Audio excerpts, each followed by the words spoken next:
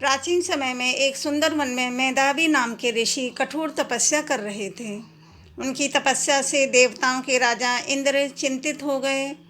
उन्होंने सोचा कि यदि मेधावी ऋषि की तपस्या और बढ़ गई तो स्वर्ग का सिंहासन खतरे में पड़ सकता है। इसीलिए इंद्र ने स्वर्ग की अप्सरा मंजू घोषा को उनकी तपस्या भंग करने के लिए भेज दिया। मंजू घोषा वन में आई और वीणा बजाकर मधुर गीत गाने लगी। उसकी सुंदरता और संगीत से मेधावी ऋषि का मन विचलित हो गया और वे अपनी तपस्या भूल गए। वे कई वर्षों तक उसके साथ उसी वन में रहने लगे। एक दिन अचानक ऋषि मेधावी को अपनी गलती का एहसास हुआ और उन्हें बहुत क्रोध आया कि उनकी तपस्या भंग हो गई।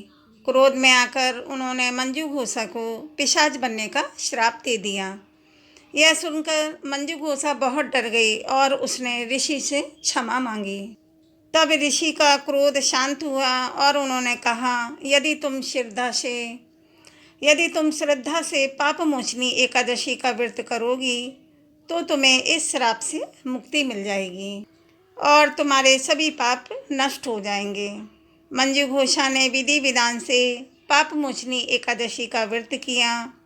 व्रत के प्रभाव से वह पिशाच योनि से मुक्त हो गई और फिर से अपने सुंदर रूप में स्वर्ग लौट गई। इस प्रकार इस एकादशी का नाम पाप मोचनी एकादशी पड़ा, क्योंकि यह व्रत मनुष्य के पापों का नाश करता है और मोक्ष प्रदान करता है। पाप मोचनी एकादशी का व्रत करने से मनुष्य के सभी पाप नष्ट हो जाते हैं और उसे मोक्ष की प्राप्ति होती है। इसीलिए इस दिन भगवान विष्णु और माँ लक्ष्मी की पूजा करनी चाहिए, व्रत करें और दान अवश्य करें। आप सभी को एकादशी की ढेर सारी शुभकामनाएं। वीडियो को शेयर करें और कमेंट में राधे राधे लिखें। वीडियो को लाइक भी करें और चैनल को सब्सक्राइब करें। राधे राधे दोस्तों।